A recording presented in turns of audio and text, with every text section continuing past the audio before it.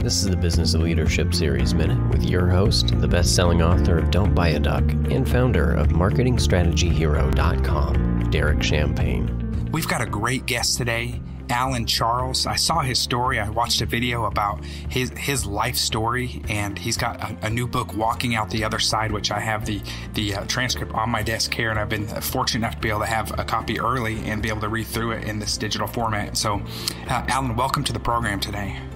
Thank you for having me, Derek. It's a pleasure to be here. Man, your story really touched me when I read through just the story of a journey from childhood to adulthood, from addiction to sobriety, from fearing life to living joyfully. And your book is quite a journey. It takes you to the rock bottom pretty quickly, and then rolls out of there with a lot of hope. And so you are the living story of that, from professional sports and baseball and harness racing.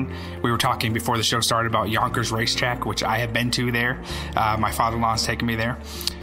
So can you step back a little bit and kind of start at the beginning for us, share some highlights, and then about your story of your life, and then we'll just go from there. Okay. My life started out, as far as I knew, as kind of an all-American life. I had a mother and a father and a younger brother, and we grew up in Yonkers, New York. And, my dad made a living, and, we weren't rich by any means. We were probably middle to lower middle class. And, I had love in the house, and my life all of a sudden took a turn and fell apart when I turned 9 years old. My dad passed away. He had a business, and the business was failing. So when he passed, it was obviously tragic. I was 9, my brother was 7, and my mother could not deal with the loss of my father. She was left with 2 little boys. She wasn't, I guess, a very strong person in that regard, and she emotionally checked out. The mother that I knew after my dad died, she kind of checked out, and I fended for myself, and by the luck of the draw, I became the man of the household, and I literally became the man of the household.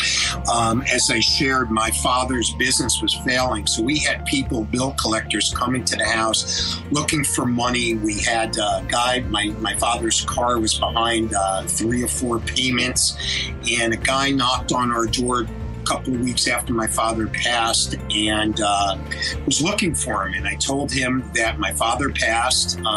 We don't have any money. He said, "Can I talk to your mother?" And I said, "No, I'm the person you have to deal with." And he just kind of looked startled. And he said that he wanted to repossess the car. And I said, "Well, if we give you the car keys back, will that make everything go away?" And he said, "Yes." So I said, "Well, I do have to talk to my mother about it. If you come back tomorrow, I'll have an answer for you." And then I went and talked to my mother later that day, and she said, "You do whatever you think is the right thing to do." And I gave him the keys to the car the next day. So I basically was handling everything. But I had no guidance. I quickly got jobs because we needed money. We were on and off welfare. So I started getting newspaper routes, and then I had a Saturday and Sunday job washing tractor trailers.